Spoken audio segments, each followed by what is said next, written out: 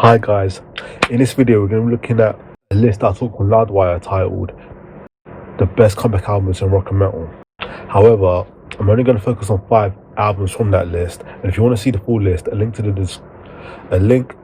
the actual list will be in the description down below.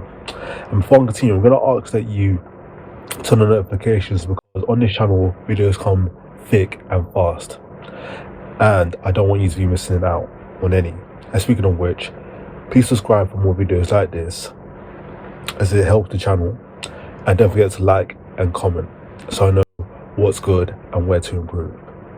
Okay, let's get into this. So at number 5 we have Blizzard of Oz by Ozzy Osbourne. Now this is the first solo album by Ozzy Osbourne, and it seems to be a favorite amongst the metal community, spawning popular songs like Crazy Train and Mr. Crowley. Even people that aren't that much into metal or Ozzy's music somewhat familiar with this album. Number 4 we have Heaven and Hell by Black Sabbath. The notable thing here about this album is the way it works with the progression, utilizing that to work to a rising action to what would be the climax of not only a story but a musical avalanche. The song Die Young rides primarily on faster passages, only to drop everything into a jarring manner for a soft and soothing bridge. Synths do wonders here for the song. The ending on Lonely Is the Word was a solid move, and it fits in with the least and contains the bluesiest progression.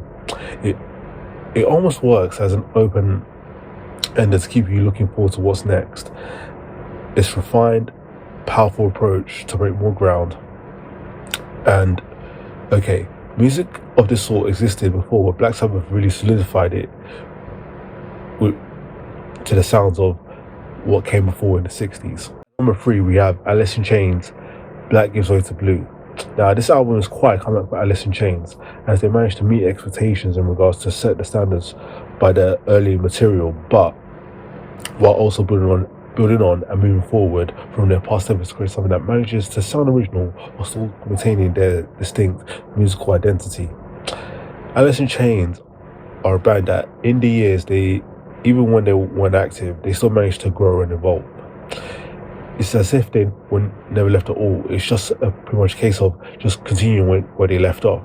The band still sounds comfortable and confident in their sound nonetheless, as well as effective and focused, as well as conveying emotions here. The vocals are reminiscent of the older material too. And despite the presence of new member William DeVoe, the music and the vocals still don't sound too dissimilar. William does do a good job here, given the shoes that he has to fill, and his performance here isn't as hollering or raucous as Lane Staley was on the early albums of Alice in Chains, but he sounds a little higher pitched and more nasal, but he still does a good job nonetheless, and he has a lot of power to it as well, and he has pretty good range, and his voice carries a lot of emotional weight. His voice also has that nice contrast to the deeper, moodier, smoother singing of Jerry Cantrell. Jerry has shown to be a very good singer in Alice in Chains and with his side projects. And number 2 we have Brave New World by Iron Maiden. This is one of the standout songs from the album is Ghost of the Navigator. It's a golden classic that begins with a chorus that will have you sung later. The song is exceptional. Every angle as the 3 guitarists play on the wall adds more to the song. Bruce's vocals have bass and treble tones that are just jaw-dropping, and Harris's bass is also present. Steve Harris knows how to work every song with the resources, while Janik just knows how to make a song better understood as the third guitar songwriter that he is. And the title track is just another classic song. This effort is a gem from start to finish, and the songs are excellent. Bruce sounds very mature vocal-wise, and you can tell that the band, having 3 guitarists, managed to make it work and take advantage of every aspect. And at number 1 is Death Magnetic by Metallica. This album for me is nostalgic, refined and entertaining. It shows that Metallica are still very alive as a band, and this album was definitely worth the wait. It's mature, very hungry, and adds to the masterpieces of yesteryear.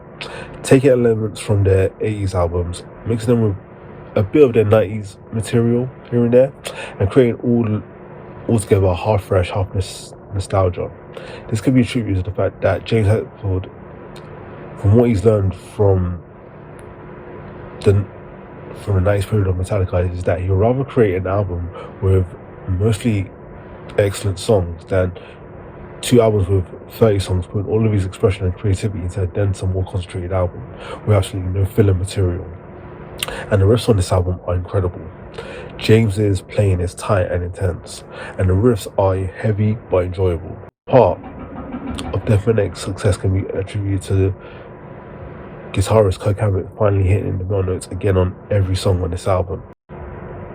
So there you have it, guys. Let me know in the comments down below what your favorite comeback album is. Other than that, thanks for watching, and I'll see you next time.